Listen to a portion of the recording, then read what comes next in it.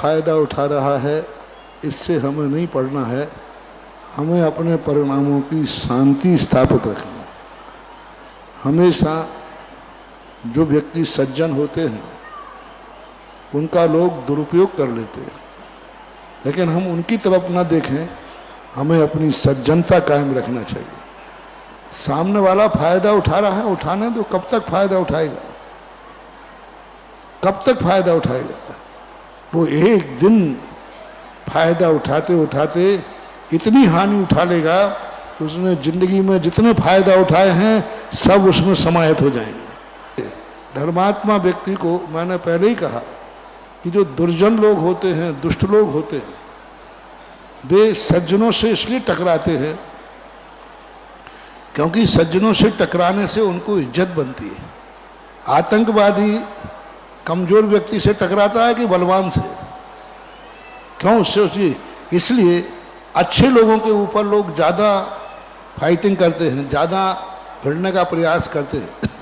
यदि वो उसका जवाब देगा तो उनकी इज्जत बढ़ेगी।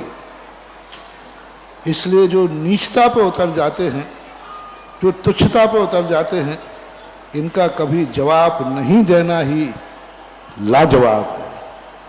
और उनकी बातों को अपन को सुनना ही नहीं चाहिए। मैं तो सदा कहता हूँ, आलोचकों की बातों को सुनना सबसे बड़ी मूर्खता है।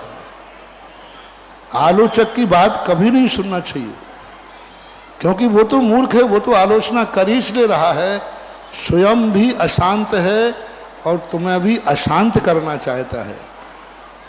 इन आलोचकों के कारण से अपनी शांति भंग नहीं करना चाहिए, क्योंकि शांति अनमोल है, सज्जनता अनमोल है, जो अपने अंदर क्षमता भाव है ये अनमोल है।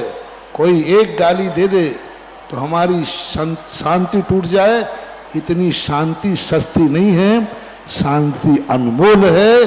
कितना भी लोग कर लें, देखो पूज्य अपने जो वारसनाथ भगवान हुए ना, उनके जीवन में शांति इतनी अनमोल थी, इतनी अनमोल थी, 10 भाव तक कमठ पीछे पड़ता रहा, 10 भाव तक कमठ फायदा उठाता रहा पारसनाथ की सज्जनता का।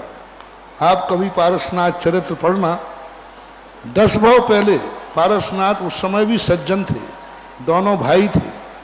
उनकी सज्जनता का इतना फायदा उठाया कि उसको बर्बाद कर दिया। उसकी सज्जनता का इतना फायदा उठाता 12 मन की शिला पटक दी, और 10 भाव तक उनकी सज्जनता का फायदा उठाता रहा।